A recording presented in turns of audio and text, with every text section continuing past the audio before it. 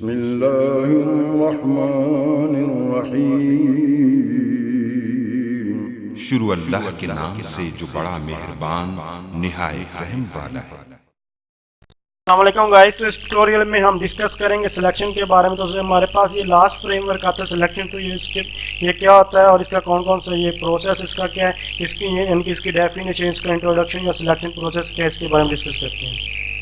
Selection हमारे पास एक framework है जो टेक्नोलॉजी मैनेजमेंट एक्टिविटीज़ का। तो सबसे पहले सिलेक्शन जैसे कि आपको नाम से पता चला सिलेक्ट करना, लेकिन अब सिलेक्ट कहाँ से करेंगे? जब आपके पास मुख्तलिफ चीज़ें होती हैं तो वहाँ से आपको एक चीज़ सिलेक्ट करते हैं।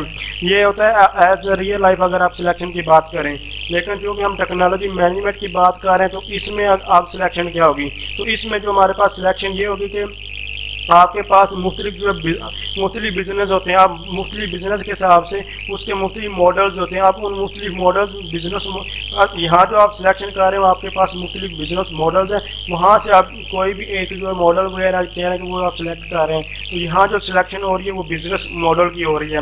जैसे कि आपने अगर सॉफ्टवेयर इंजीनियरिंग पढ़ी तो वहाँ आपने यानी कि आपने पढ़ा था वाटरफॉल मॉडल, या फिर आपने वी मॉडल पढ़ा था। इसके अलावा आपने स्पाइरल मॉडल पढ़ा था। डिफरेंट आपने मॉडल्स पढ़े थे। उनमें से आप हमारे पास हमारा जो प्रोजेक्ट होता है जिससे रिलेट कर रहा है, जिस हिसाब से उस पर जो इम्प्लीमेंट करने यानी कि जो कंपैटिबल हो रहा होता है प्रोजेक्ट के साथ, हम वो मॉडल जो है वो चूज़ करते हैं। तो इसी तरह अगर हम बिज़नेस की बात करें तो यहाँ भी हमारे पास मुख्तलिफ जो मॉडल्स होते हैं वहाँ से हम कोई भी एक सिलेक्ट करते हैं अपने बिज़नेस के हिसाब से। तो बेसिकली सिलेक्शन जो हमारी हो रही है वो बिज़नेस के हिसाब से हो रही है। तो यहाँ एक जो बात बताई गई यानी कि सिलेक्शन हम जो है ये 30 जो एक आदमी था, इसने आप 2007 में रिसर्च की थी। ये एक फार्मल डेफिनेशन तो नहीं है, बस इसके मुताबिक आप देख लें कि सिलेक्शन की डेफिनेशन ये क्या कह रहा है।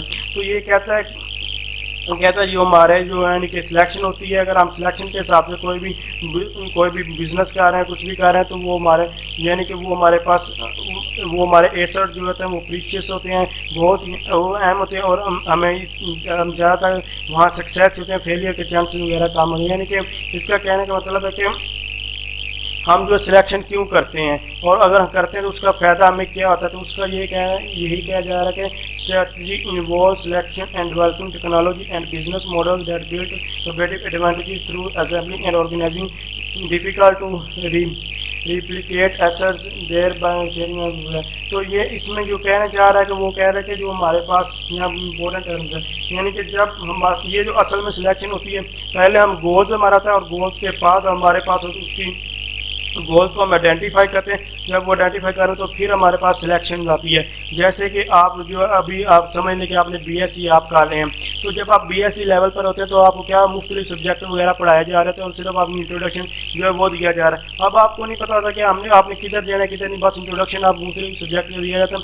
आप जो भी सब्जेक्ट पढ़ते हैं आप कहते हैं ये ठीक है ये ठीक है, तो आप कोई भी कन्फ्यूज़ हो रहे हो तो आप जो अभी प्लान बना रहे हैं कि आपने क्या करना है। तो फिर अगर जब आप आइडेंटिफाई करें उसके बाद आप स्पेशल थिंग की तरफ जाते हैं, कोई एक चीज़ आपको सिलेक्ट कर लेते हैं और उसके बाद आगे मूव ऑन करते हैं। तो इसी तरह यहाँ भी हमारे पास यानी कहा जा रहा है।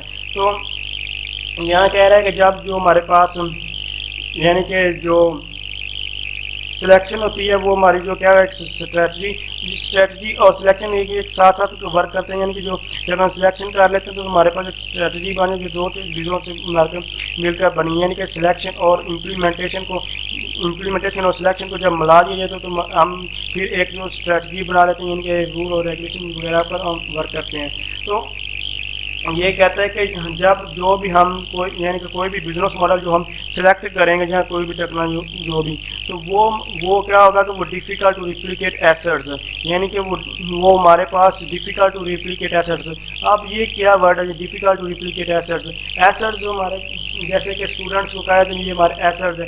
अब मुख्तलिफ स्टूडेंट्स होते हैं तो उन स्टूडेंट्स में क्या था, कोई अच्छे स्टूडेंट भी एक दो, हर एक का दिन अपना था, कुछ एक दो स्टूडेंट अच्छे भी होते हैं। जैसे कि आपको फेसबुक की एग्जाम्पल है, तो फेसबुक मीन्स भर के आप उसके बारे में जानते ही होंगे। तो अब क्या होगा, पूरी यूनिवर्सिटी में स्टूडेंट्स पढ़ते थे, लेकिन उसने एक वेबसाइट बनाई। पहले उसका ये आइडिया नहीं था कि वो बिज़नेस करे, लेकिन उसने बनाई वेबसाइट, उसके बाद ये बिज़नेस पे अभी गई है। तो अब क्या, अब उस यूनिवर्सिटी का ये जो स्टूडेंट था अभी हाल ही में जो ग्रेजुएट हुआ है, तो ये जो स्टूडेंट था ये उस यूनिवर्सिटी का क्या है, ये डिफ़िकल्ट टू रेप्लिकेट एसेट, यानी कि ऐसा स्टूडेंट है जिसका मुकाबला करना बहुत ही मुश्किल है, यानी कि उस तरह का कोई भी चीज़ दोबारा जो है वो नहीं बनाई जा सकती, उसकी तरह की नहीं बनाई, उससे लहदा बनाई, उससे अच्छी बनाई, वो लहदा बात है, बुरी हो जाती, लेकिन उसकी तरह वो चीज़ नहीं होती।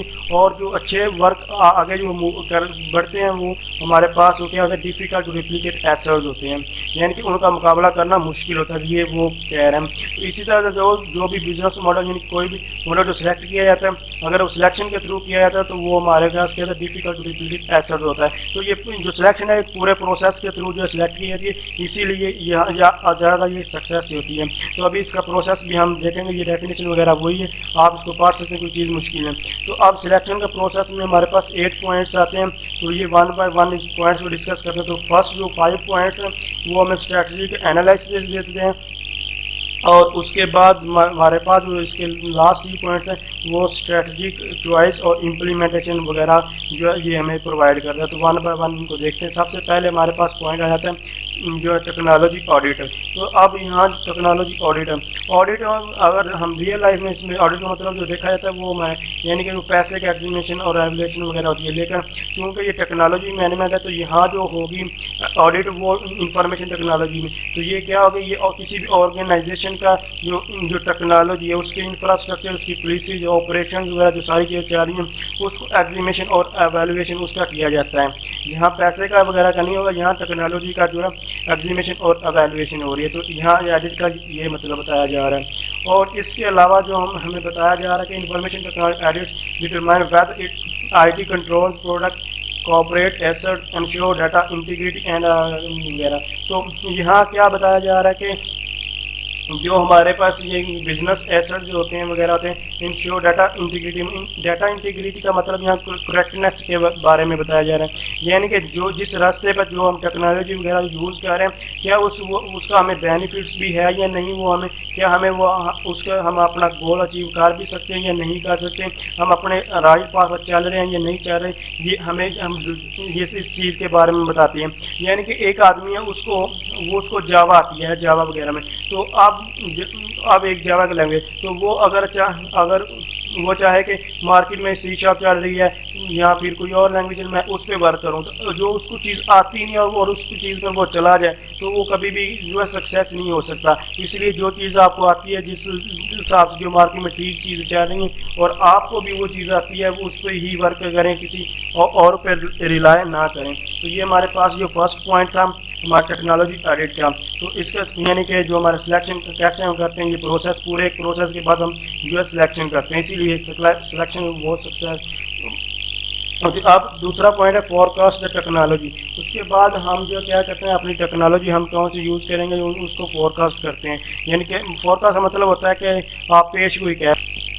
तो यहाँ हमारे पास 3 वर्ड्स आते हैं, एक आता है थिंकिंग और दूसरा एक्सपर्ट व्यूज़ और तीसरा अल्टरनेटिव सिनेरियो। जब इन तीनों को मिला दिया जाए तो फिर हम जो है फोरकास्ट कर सकते हैं किसी भी टेक्नोलॉजी, अदरवाइज नहीं कर। यानी कि जो एक्सपर्ट होते हैं वो कोई भी जो है फोरकास्ट कर सकते हैं, किसी भी टेक्नोलॉजी कोई भी चीज़ के बारे में बता सकते हैं, और उनके पास क्रिएटिव थिंकिंग भी है और अल्टरनेटिव सिनेरियो का भी उनको पता है, तो वो फोरकास्ट करते हैं। तो फोरकास्ट जैसे कि आपको जो वेदर के बारे में भी किया दिया कि ये हो सकता है, ऐसे ही आने वाले दिनों में ये बारिश का मुकान है, ये लाजमी नहीं वो कहते हैं, लेकिन हो सकता है, चांसेस हैं, क्योंकि जो एक्सपर्ट होते हैं एज अ मुस्लिम हम तो ये इस बात पर छोड़ देते हैं कि जब ये हो सकता है कि फ्यूचर में, लेकिन अंग्रेज़ों की बात की है तो वो इस तरह के प्रीडिक्ट करते हैं, तो ये फ्यूचर में हो सकता है, ये हो सकता है। हम भी मुसलमान को चीज़ करते हैं, लेकिन कन्फर्म फ्यूचर के बारे में कोई भी नहीं कहता। तो इसलिए सिर्फ जो प्रोडिक्शन की है ये टेक्नोलॉजी हो सकती है, ये चीज़ हो सकती है फ्यूचर में। तो जो एक्सपर्ट हमें जो चीज़ें बताते हैं वो उनको हम चीज़ों को हम यूज़ करते हैं और वो देखते हैं कि वो सक्सेस होती हैं या नहीं होती हैं। तो उसके बाद हमारे पास अल्टरनेटिव सिनेरियो का मतलब है कि अगर एक लैंग्वेज जैसे कि अभी आपको मैंने बताया तो मुख्तलिफ लैंग्वेज भी हो सकती हैं। तो सिंपल के जो हमारे पास जो फोरकास्ट टेक्नोलॉजी की जाती है वो क्या कौन करते हैं, वो एक्सपर्ट करते हैं, जो कि हम जो अच्छी टेक्नोलॉजी होती है वो हम यूज, यानी कि वो जो रिकमेंड करते हैं कि ये टेक्नोलॉजी अच्छी हो सकती है, उसको हम जो है यूज़ करते हैं। तो उसके बाद थर्ड पॉइंट में हमारे पास होता है एनवायरमेंट एनालिसिस एंड फोरकास्टिंग। इसके बाद हम जो इन्वायरमेंटल होता है इसमें क्या होता है कि हमारे पास दो टर्म्स आ रही हैं। एक हमारे पास बेंच मार्किंग आती है, दूसरा जो हमारे पास चीज़ आती है वो सिनेरियो बिल्डिंग होती है। यानी कि हम जो ऐसी एक चीज़ बनाते हैं, यानी कि अगर कोई भी हम चीज़ जो है लाना चाह रहे हैं मार्केट में, तो उसको देखने के यानी कि पहले उसको चेक करते हैं एज अ सिनेरियो। यानी कि जैसे आप कह लें कि अगर आप नेटवर्किंग जानते हैं तो नेटवर्किंग का पहले रियल लाइफ में इम्प्लीमेंट करने के लिए आप पहले पैकेट ट्रेसर पर उसको इम्प्लीमेंट करते हैं, उसके बारे में जानते हैं, यानी उसको जो देखते हैं। इसको आप सिनेरियो बिल्डिंग कह लें या फिर इसको रिसर्च भी कह सकते हैं, कहना चाहे तो पहले आप उसको इम्प्लीमेंट करते हैं और उसके बाद मार्केट में या रियल लाइफ में आप लाते हैं। उसके बेंचमार्क का मतलब होता है कि यानी कि जो स्टैंडर्डाइज चीज़ें जो चल रही हैं, यानी कि अगर आपको चीज़ आपने कोई चीज़ जो है मार्केट में लानी है, उसको दूसरी जो स्टैंडर्डाइज जो भी चीज़ें हैं उससे रिलेटेड है उसको उनका स्टैंडर्डाइज उस पर कंपेयर करना और उसके बाद मार्केट में लाने के अच्छा वो उस पर रिस्पॉन्स दे।